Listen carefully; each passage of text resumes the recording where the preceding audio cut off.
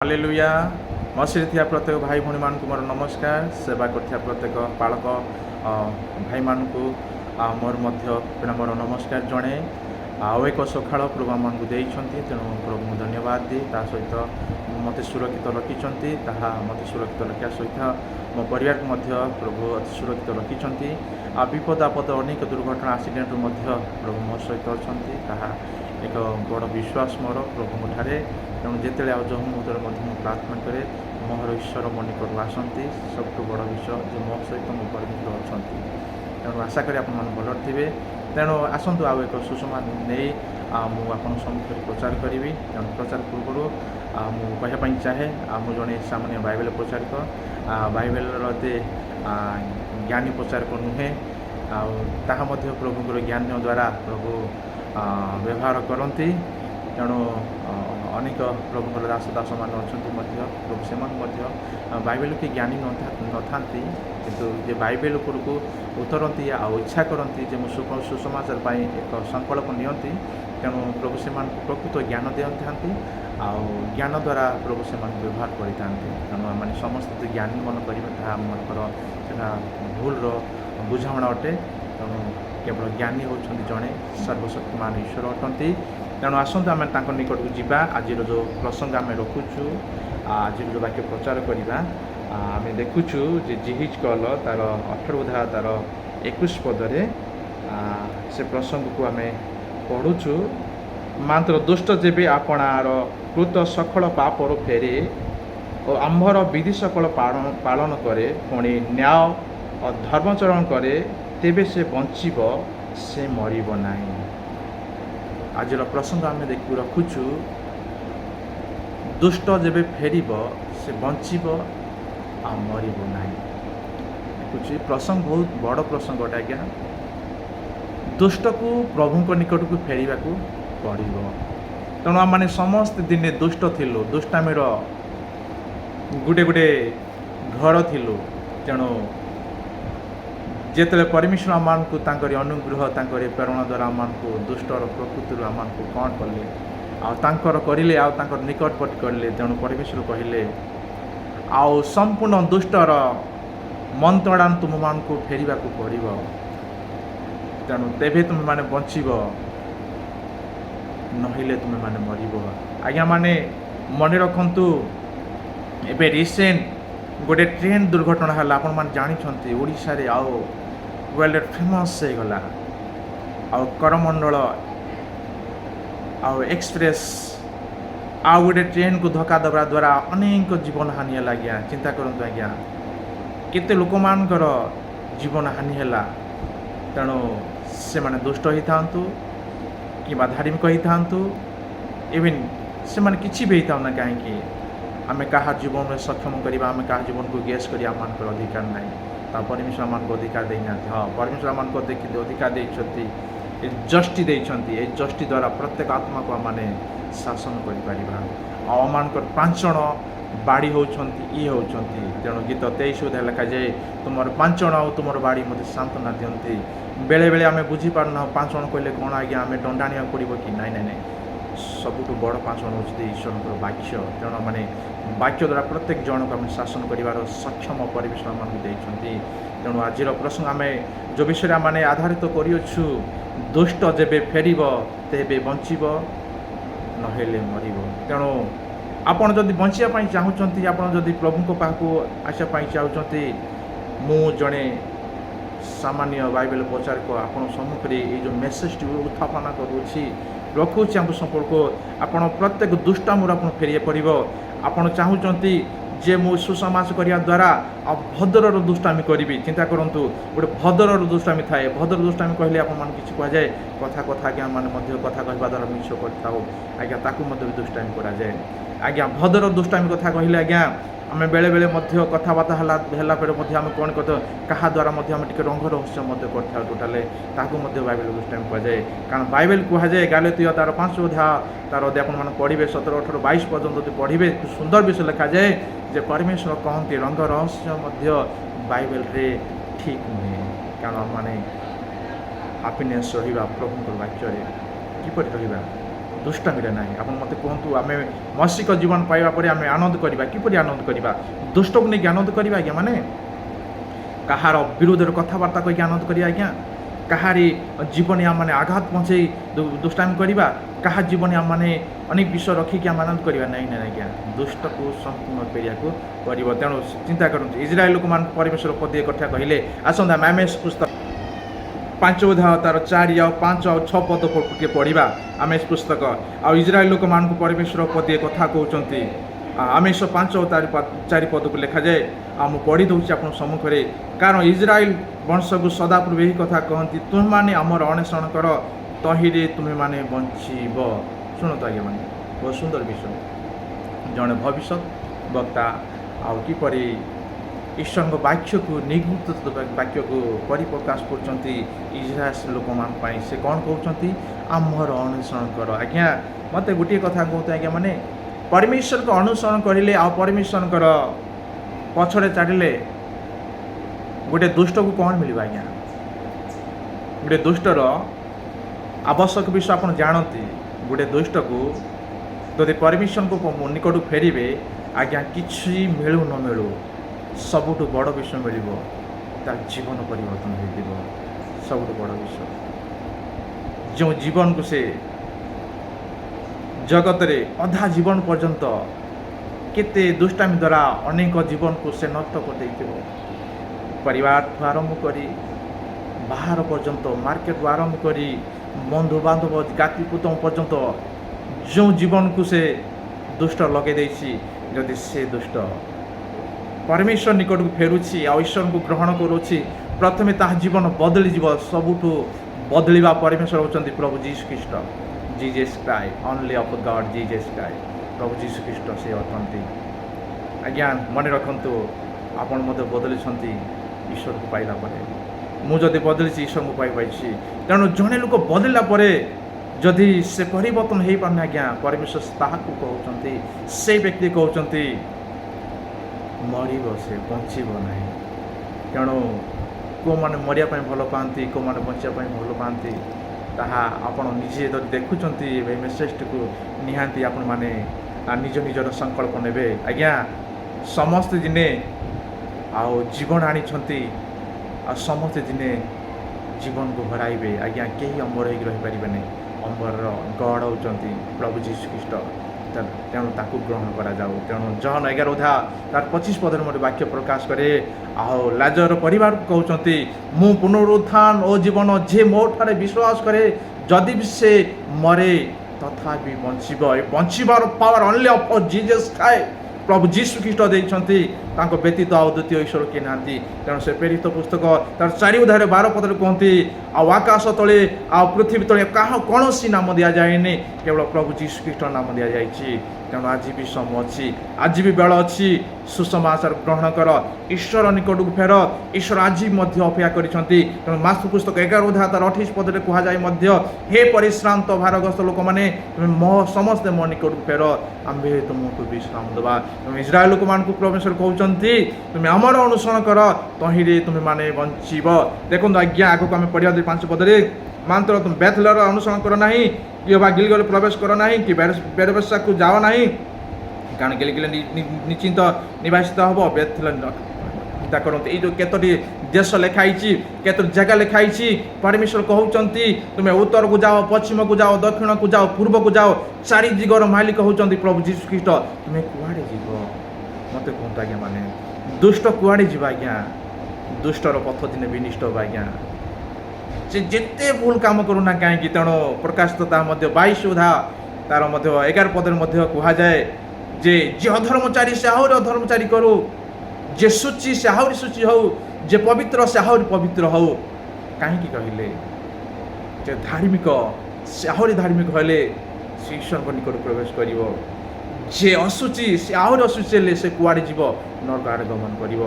ତେଣୁ ବାଇବେଲର ସାର ହେଉଛି, ସମସ୍ତ ସାର ହେଉଛି ପ୍ରଭୁ ଯୀଶୁ ଖ୍ରୀଷ୍ଟ ତାର। ତେଣୁ ଦୁଷ୍ଟକୁ ଆଜି ମଧ୍ୟ ପରିବର୍ତ୍ତନ ହେବାକୁ ପଡ଼ିବ। ତେଣୁ ମୋତେ କୁହନ୍ତୁ ଆଜ୍ଞା, ମାନେ ମୁଁ ଦେଖୁଥିଲି ସେ ଟ୍ରେନରେ ଗୋଟେ ବିଷୟ, ଆଉ କିଛି ପରିବାର ମଧ୍ୟ ପ୍ରଭୁଙ୍କର ବିଶ୍ୱାସୀ ଥିଲେ, ଆଉ ସେ ପ୍ରାର୍ଥନା କରିଲେ ଆଉ ସେମାନେ ବଞ୍ଚିଗଲେ, ସେ ଗୋଟିଏ ପରିବାର ବଞ୍ଚିଗଲା। ତେଣୁ ପ୍ରଭୁ ସେମାନଙ୍କୁ କେତେ ବଡ଼ ଆକ୍ସିଡେଣ୍ଟରୁ ଚାଞ୍ଚଲ୍ୟ, ଓଡ଼ିଶାର କୁହାଯାଏ ଟପ୍ ଆକ୍ସିଡେଣ୍ଟ କହିଲେ ତାହା ମଧ୍ୟ ଆପଣ ଜାଣନ୍ତି। କିଛି ଦିନ ପୂର୍ବରୁ ମଧ୍ୟ ମହାମାରୀ କେତେ ଆତଙ୍କ କଲା, ଲୋକମାନେ ଆଜ୍ଞା ପରିବର୍ତ୍ତନ ହେଲେ ନାହିଁ, ଲୋକମାନେ ମହାମାରୀରୁ ଆଜ୍ଞା ଶିଖିଲେ ନାହିଁ, ମହାମାରୀ ଦ୍ୱାରା କିଛି ସେମାନଙ୍କୁ ଶାନ୍ତି ମିଳିଲା ନାହିଁ। ତେଣୁ ସେ ଚାହୁଁଛନ୍ତି ଆଉ ଟିକେ କୋପ ଆସୁ। ତେଣୁ ଯଦି ମହାମାରୀ ଦ୍ୱାରା ଯେଉଁମାନେ ଭୟ କରିଛନ୍ତି, ଯଦି ମହାମାରୀ ଦ୍ୱାରା କାହାକୁ ଭିତରେ ଜାଗ୍ରତ ହେଇଯାଉଛି ଯେ କିପରି ମଣିଷମାନେ ଯେପରି ମାନେ ଅନହାରରେ ମୃତ୍ୟୁବରଣ କରିଲେ, ପୋକ ବାଛି ପଡ଼ି ଏପଟେ ସେପଟେ ଶବ ପଡ଼ିଲେ, ଆଉ ଶବକୁ ନେବା ପାଇଁ ମଧ୍ୟ ସେମାନେ ସୁଯୋଗ ମିଳିଲା ନାହିଁ। ଯଦି ଏଇ ଜାଗ୍ରତ ଆପଣଙ୍କ ଜୀବନରେ ଆସିଅଛି, ଯଦି ଏ ମନୋବଳ ଆପଣଙ୍କ ଜୀବନରେ ଆସିଅଛି, ମୁଁ ଆପଣମାନଙ୍କୁ କହୁଅଛି ତାହା ଦୁଷ୍ଟାମି ଆପଣ କେବେ କରନ୍ତୁ ନାହିଁ, ଦୁଷ୍ଟର କାମ କେବେ କରନ୍ତୁ ନାହିଁ। ଆପଣ ଭାବନ୍ତୁ ନାହିଁ ଯେ ପରମେଶ୍ୱର ଶୁଣୁନାହାନ୍ତି ଆଜ୍ଞା। ତେଣୁ ଜିରିମିୟା ପୁସ୍ତକରେ ମଧ୍ୟ ପରମେଶ୍ୱର କୁହନ୍ତି ଏପରି କୌଣସି ଗୁପ୍ତ କଠ ନାହିଁ ଯେ ଆପଣଙ୍କୁ ଭୁଲ କାମ କରିଦେଇକି ଆଉ ପରମେଶ୍ୱର ଠାରେ ସେ ଲୁଚି ପଡ଼ିବ। ନାଇଁ ନାଇଁ ଆଜ୍ଞା, ଲୁଚିବ ନାହିଁ ଆଜ୍ଞା। ତାର ପ୍ରତ୍ୟେକ ଭୁଲକୁ ଏଭ୍ରି ଡେ ରେକର୍ଡ଼ ପରମେଶ୍ୱର କରୁଅଛନ୍ତି, ଆଉ ତାହାର ରେକର୍ଡ଼ ଜୀବନ ପୁସ୍ତକରେ ବାହାରିବ। ତେଣୁ ତାକୁ ମଧ୍ୟ ତାକୁ ମଧ୍ୟ ସାବଧାନ ହେବାକୁ ପଡ଼ିବ। ତେଣୁ ପ୍ରତ୍ୟେକ ଜଣକୁ ପରମେଶ୍ୱର କହୁଛନ୍ତି ଦୁଷ୍ଟପଣରୁ ତୁମେ କୋଣ ହୁଅ, ପୃଥକ ହୁଅ, ଦୁଷ୍ଟରୁ ତୁମେ ଫେରି ଆସ।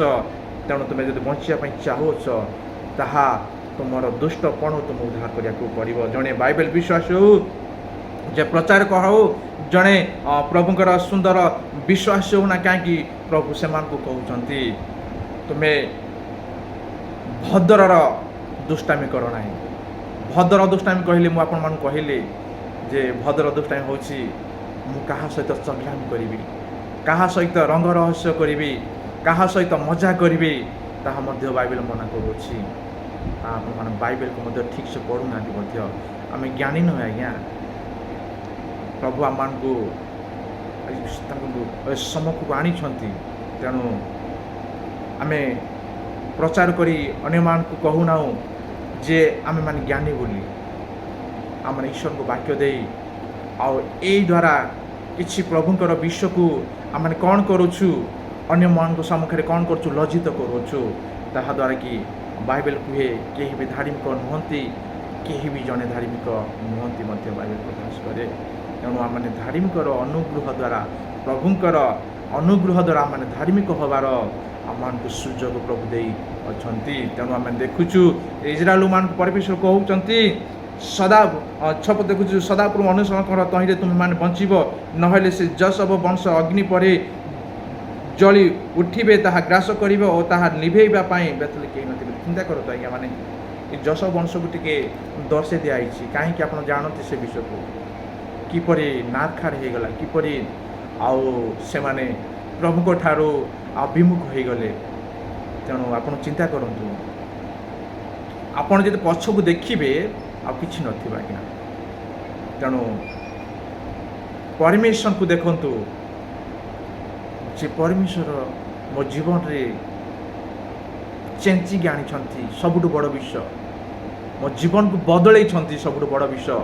ତେଣୁ ଆମେ ଦେଖୁଛୁ ମୂଳ ପ୍ରସଙ୍ଗ, ଦୁଷ୍ଟ ଯଦି ଫେରିବ ସେ ବଞ୍ଚିବ, ଯଦି ନ ଫେରିବ ସେ ନିହାତି ମରିବ। ତେଣୁ ଆମେ ଦେଖୁଛୁ ଆପଣ ହୁଅନ୍ତୁ ନା ମୁଁ ହୁଏ ନା କାହୁଁ। ତେଣୁ ଆମେ ଦେଖୁଛୁ ଏ ବିଷୟରେ ଲେଖାଯାଏ, ମାତ୍ର ଦୁଷ୍ଟ ଯେବେ ଆପଣର କୃତ ସକଳ ପାପରୁ ଫେରେ ଓ ଆମ୍ଭର ବିଧି ସକଳ ପାଳନ କରେ, ପୁଣି ନ୍ୟାୟ ଓ ଧର୍ମଚରଣ କରେ, ତେବେ ସେ ବଞ୍ଚିବ, ତେବେ ସେ ନିଶ୍ଚୟ ବଞ୍ଚିବ, ସେ ମରିବ ନାହିଁ। ଚିନ୍ତା କରନ୍ତୁ ଆଜ୍ଞା, ମାନେ ଜଣେ ଦୁଷ୍ଟକୁ ପରମେଶ୍ୱର କି ପ୍ରକାର ସାବାଡ଼ କରୁଛନ୍ତି।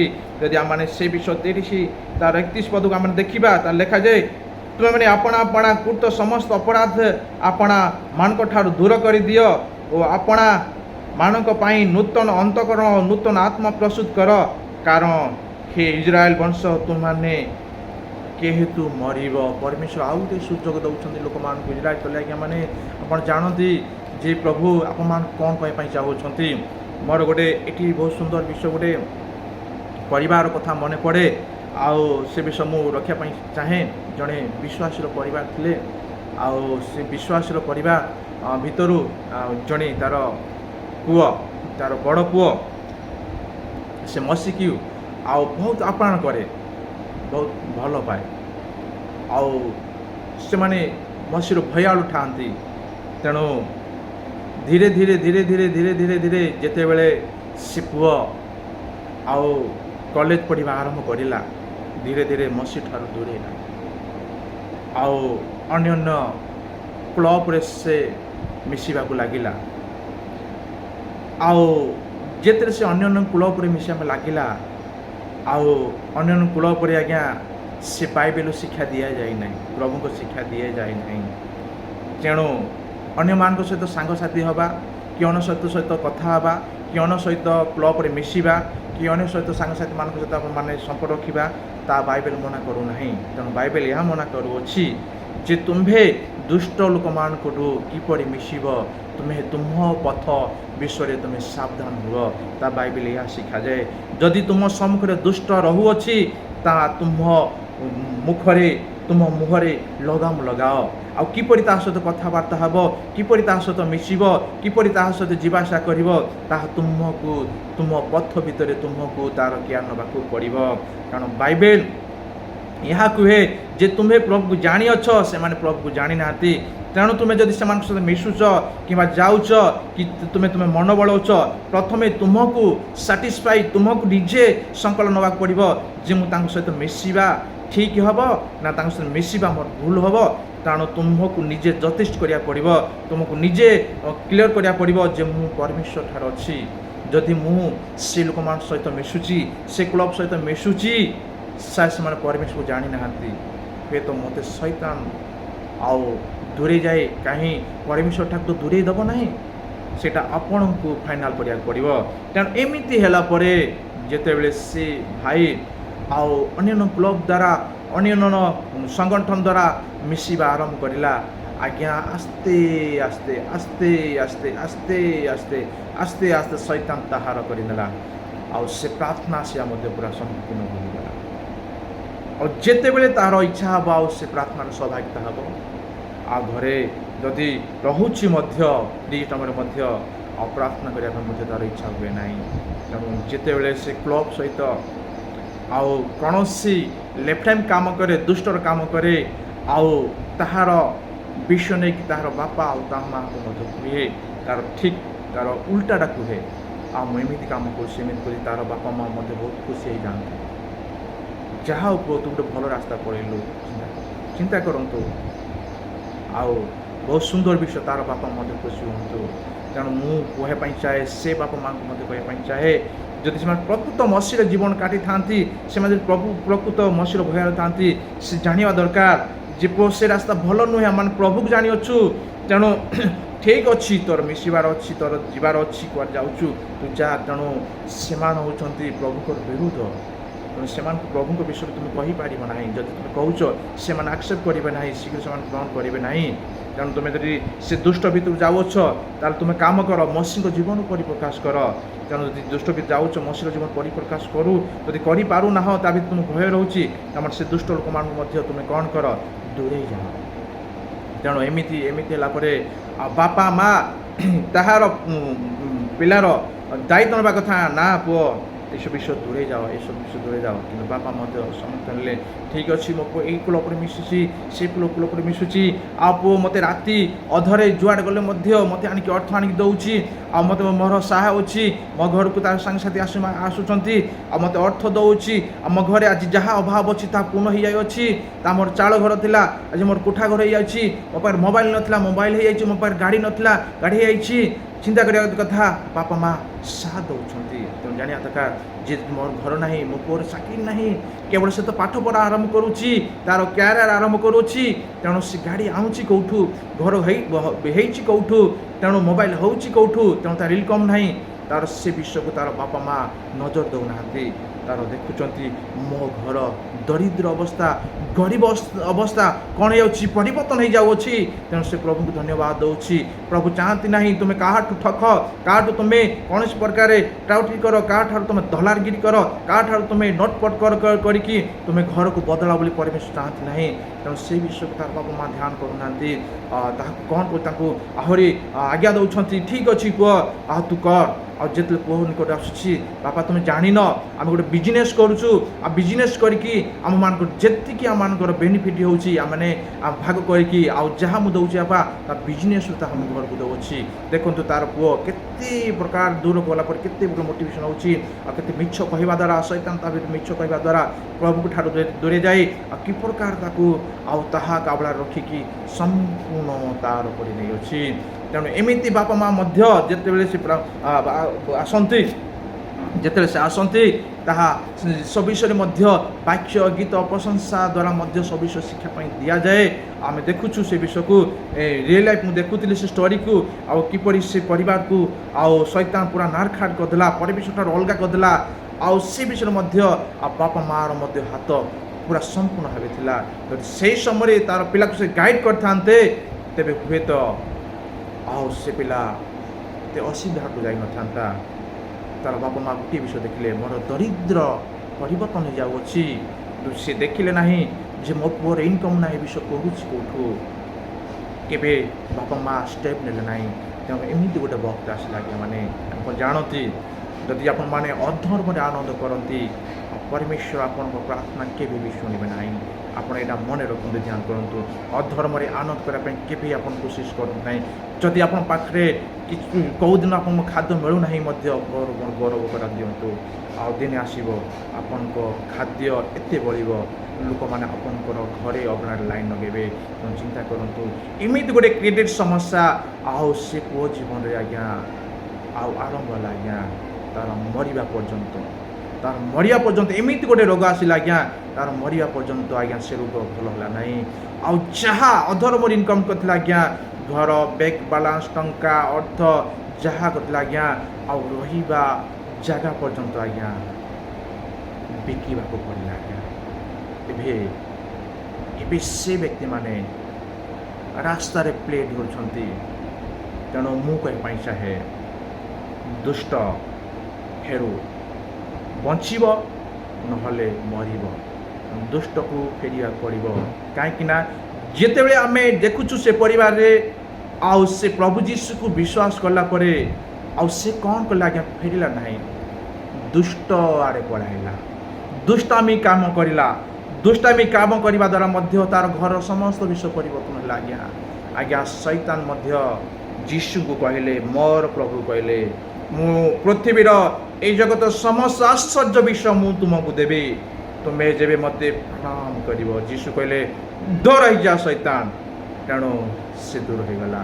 ତେଣୁ ଆଜିର ଖ୍ରୀଷ୍ଟିଆନ ଜୀବନ ମାନେ, ଆଜିର ଖ୍ରୀଷ୍ଟିଆନ ମସିର ଭାଇମାନେ ଭଉଣୀମାନେ, ଆଜିର ମୋ ପରି ଖ୍ରୀଷ୍ଟିଆନ ଲୋକମାନେ ଆଜି ଦେଖନ୍ତୁ ଆଜ୍ଞା କିପରି ଦୁଷ୍ଟରେ ଆସକ୍ତ ହେଇ ଆଜି ଅନେକ ଘରେ ଆଜି ଶୈତାନ ପୁରା ଜବରଦସ୍ତି ଆଖଡ଼ା କରିଛି ଆଜ୍ଞା। ଇଚ୍ଛା କଲେ ମଧ୍ୟ ପ୍ରାର୍ଥନା କରିପାରୁନାହାନ୍ତି, ଇଚ୍ଛା କଲେ ମଧ୍ୟ ଉଠି ପାରୁନାହାନ୍ତି। କେବଳ ଶୈତାନର ମନ୍ଦ ବିଷୟରେ ଆସକ୍ତ ହେଇ ଆଜ୍ଞା ସେମାନେ ପରମେଶ୍ୱର ଠାରୁ ଆଜି ବହୁତ ଦୂରକୁ ପଳାଇ ଯାଇଅଛନ୍ତି। ତେଣୁ ମୋର କହିବାର ତାତ୍ପର୍ଯ୍ୟ, ଯଦି ଆପଣ ଅଧର୍ମ କରୁଛନ୍ତି ଦିନେ ଦିନ ଆପଣମାନେ ରାସ୍ତା କୋଡ଼କୁ ଆସିବେ। ଯଦି ଆପଣ କାହାର ଚୁଗଲି କରୁଛନ୍ତି ଦିନେ ଦିନ ଆପଣମାନେ ରାସ୍ତା କୋଡ଼କୁ ଆସିବେ ଆଜ୍ଞା।